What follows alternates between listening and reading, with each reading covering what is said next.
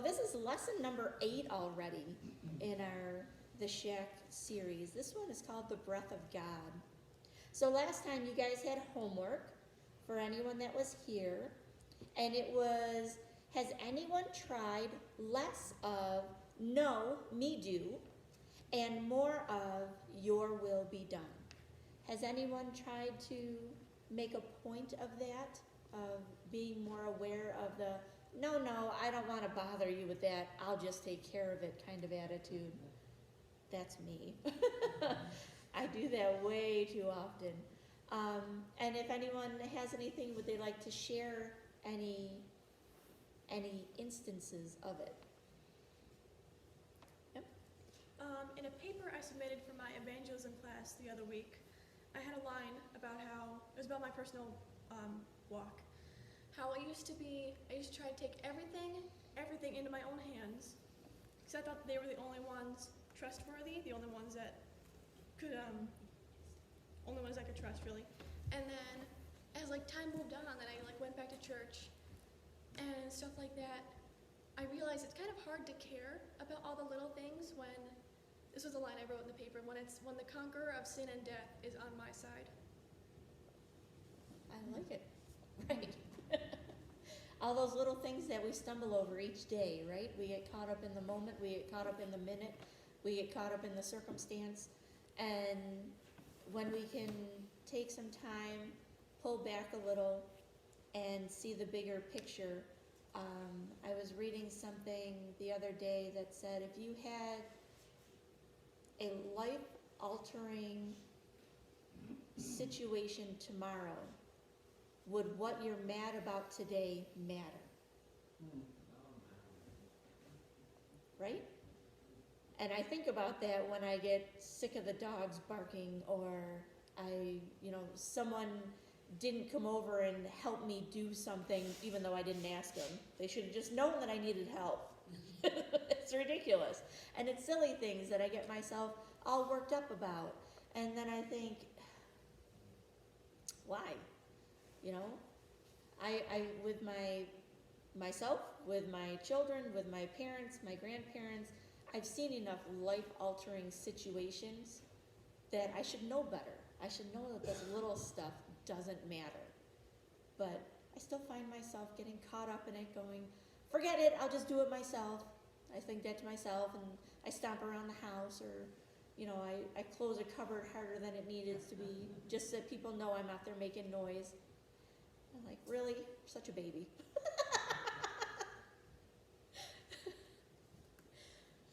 All right. Right. Which I try not to be, which is, how silly is that, right? Human. Huh. All right. So this time, we're starting with, the breath of God. So, in my book, it's on page 122, which is A Breakfast of Champions. This was where he was sitting around the table with all three, and they were enjoying breakfast together. And Papa's telling him, I don't need to punish people for sin. Sin is its own punishment, devouring you from the inside. It's not my purpose to punish it. It's my joy to cure it. We serve God, who is love. Our God is also just.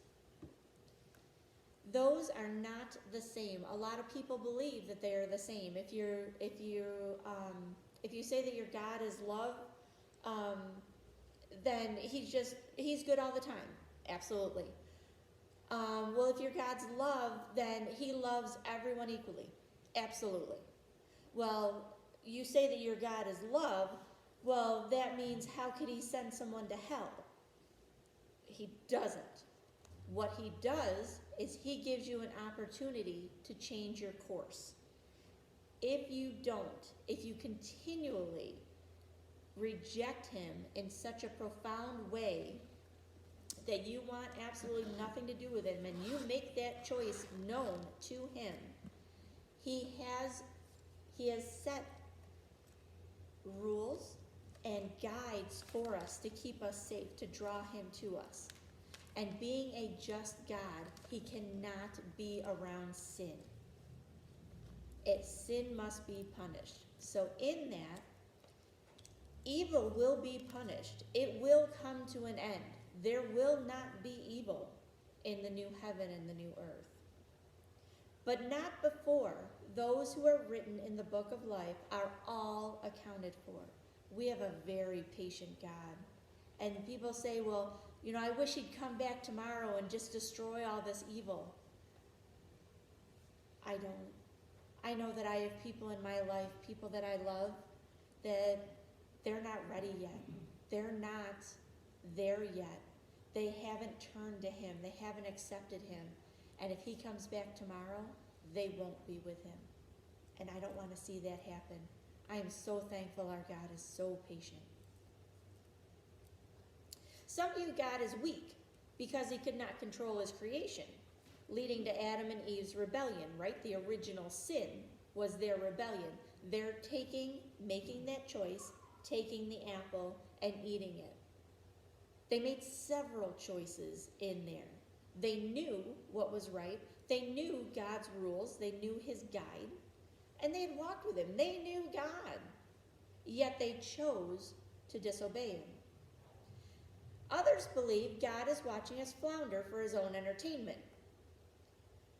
Some think God is just waiting for us to screw up so he can punish us for not being as good as Jesus. That's actually what a lot of our founding fathers believed. We say that our country was founded on Christian beliefs. Not true. It was actually founded on a belief of deism. They believed that God created everything.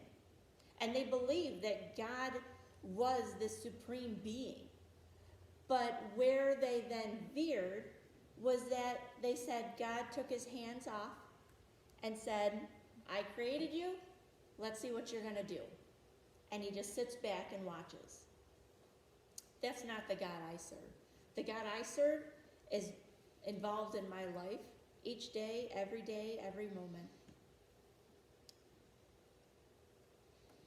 It's hard to understand that our God is good all the time. When we turn on the news or social media, we're bombarded with bad news, right? Environmental disasters, human tragedies, and greed. This world is chaotic. The storm is swirling around us. Yet, in the midst of the maelstrom, we find Eloisa. Eloisa, our Creator God.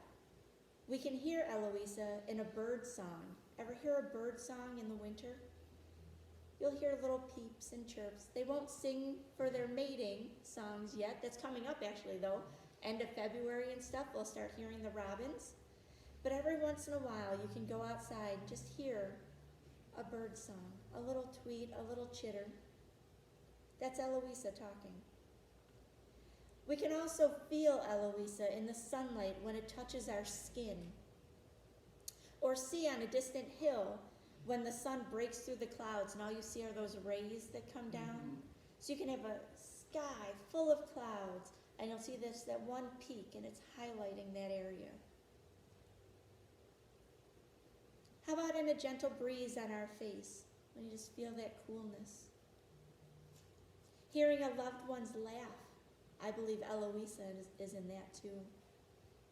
A feeling of peace, being able to take a moment just to breathe. There are those moments, like in our song, when everything is so busy, everything. Did you hear the music? It got faster and faster and the drum beat louder and then it stops. And between each set of words, you can hear that heartbeat. And those are those moments when you can just sit back. Your situation hasn't changed, but you can breathe. Right now, that's all you need to do. Just breathe. Eloisa is also in a prayer of thanks. When we are reminded, we have that little nudge to say thank you to one another or to God. Or in just saying his name. Doesn't matter how you say it. Whether you say it out loud, in your head, or in your heart. Whenever you cry out to him, whenever you say his name by any of the names that he's known by, all of those, Eloisa is in that moment.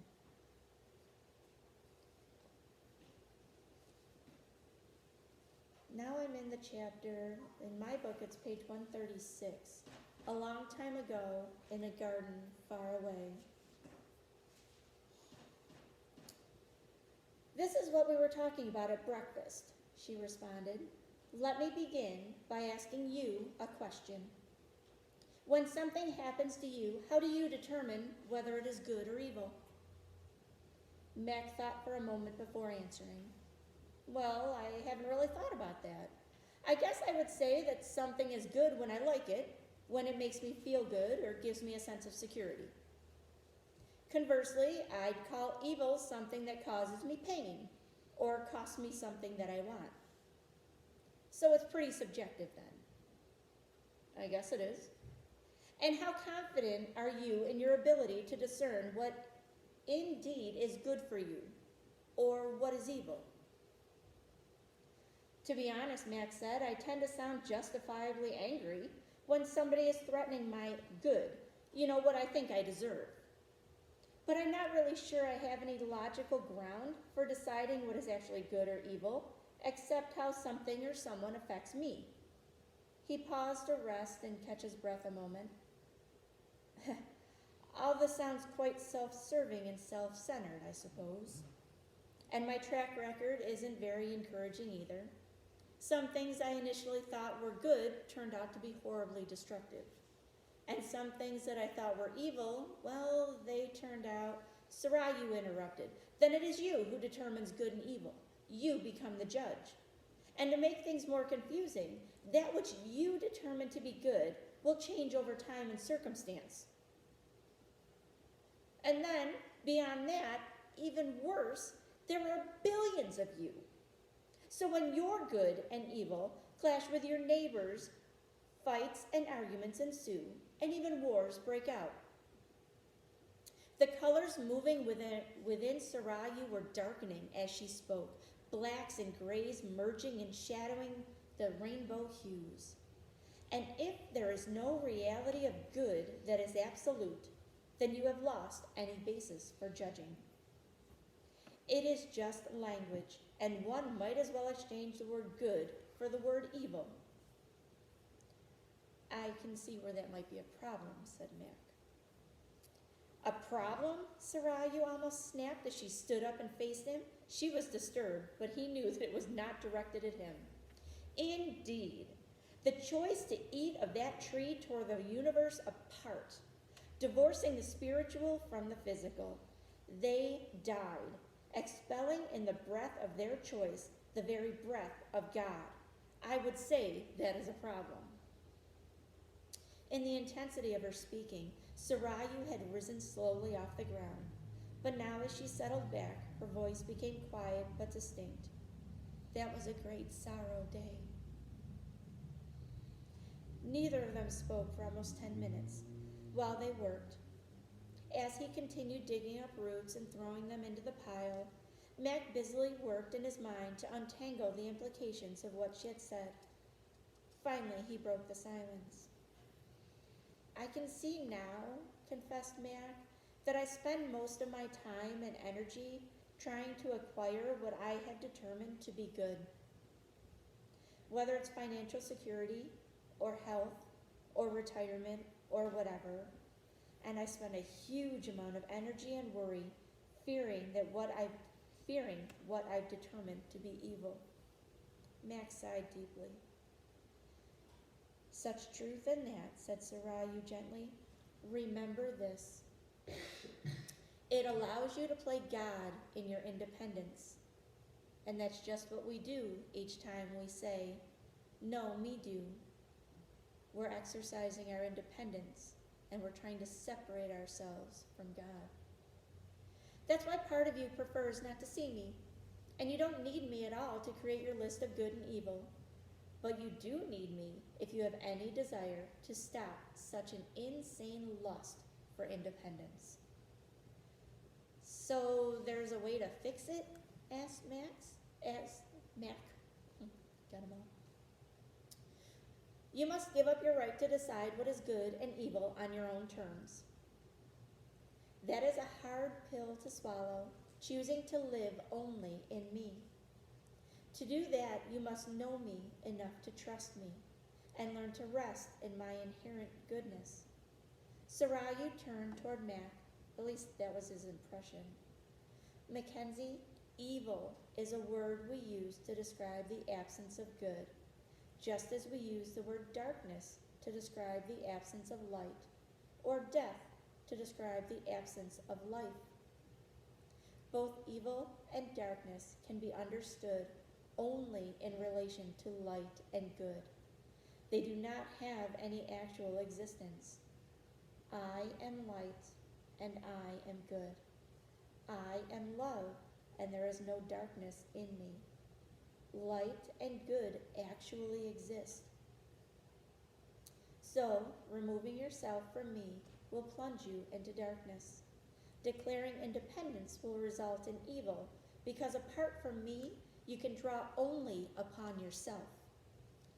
That is death, because you have separated yourself from me, life.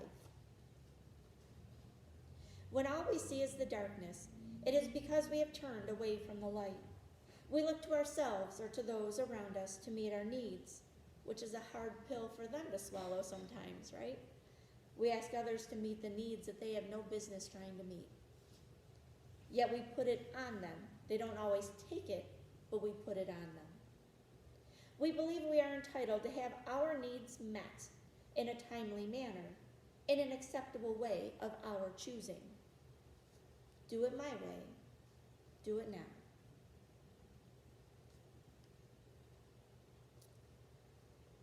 Wow, Mac exclaimed, sitting back for a moment. That really helps. But I can also see that giving up my independent right is not going to be an easy process. It could mean that Sarayu interrupted his sentence again. That in one instance, the good may be presence of cancer, or the loss of income, or even a life. Yeah, but tell that to the person with cancer, or the father whose daughter is dead, Max said a little more sarcastically than he intended. Mackenzie, reassured Sarayu, don't you think we have them in mind as well? Each of them was the center of another story that is untold. But Mac could feel his control getting away from him as he drove his shovel in hard. Didn't Missy have a right to be protected? No, Mac. A child is protected because she is loved, not because she has a right to be protected. That stopped him. Somehow what Sarayu had just been saying seemed to turn the whole world upside down, and he was struggling to find some footing. Surely there were some rights that he could legitimately hold on to. But what about rights are where survivors go, so that they won't have to work out relationships? She cut in. But I gave up. Then you would begin to know the wonder and adventure of living in me, she interrupted him again. Mac was getting frustrated. He spoke louder. But don't I have the right to complete a sentence without being interrupted? No, you don't. Not in reality. But as long as you think you do, you will surely get ticked off when someone cuts you off, even if it is God. Jesus gave up all his rights. He came to serve and to show us how to live in relationship with God. That is what we should do. You remember those WWJD bracelets? They were a big thing. When we look to his example and we think, what would Jesus do? This is how we should be looking. We should be looking for ways to show love to our Father. And then show his love to others. Jesus came to restore to us the ability to know the freedom to love and to be loved. For us to walk and talk with God. For he is the one who holds us close. In him we have freedom. We have freedom to serve and not look for compensation, to be fully known inside and out while being deemed worthy because of what Jesus did on the cross. And for just a moment, I want you to picture this.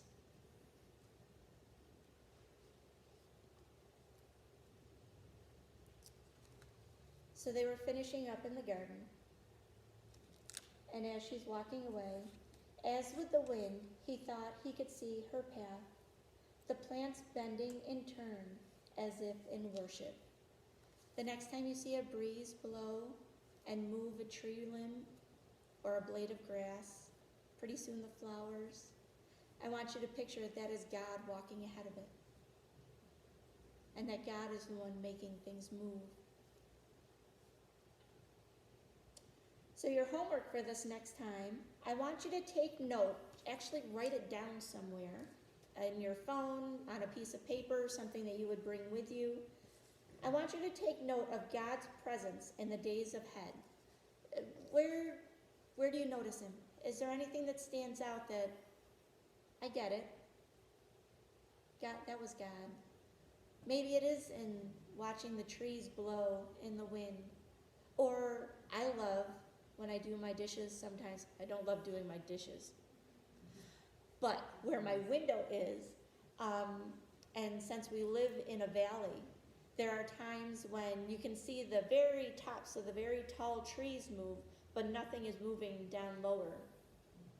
And every once in a while, there's a tree out back that'll be the only one moving. Everything else on either side is still, and that one's moving. And I think that was just for me to notice, because I needed to see that there's something out there, things moving that I don't understand, I can't see, but I can see the result of it. So I would like for you guys to do that as your homework. All right. Our next class will be March 6th, and then coming up in 2 weeks on the 20th, we do have our movie night.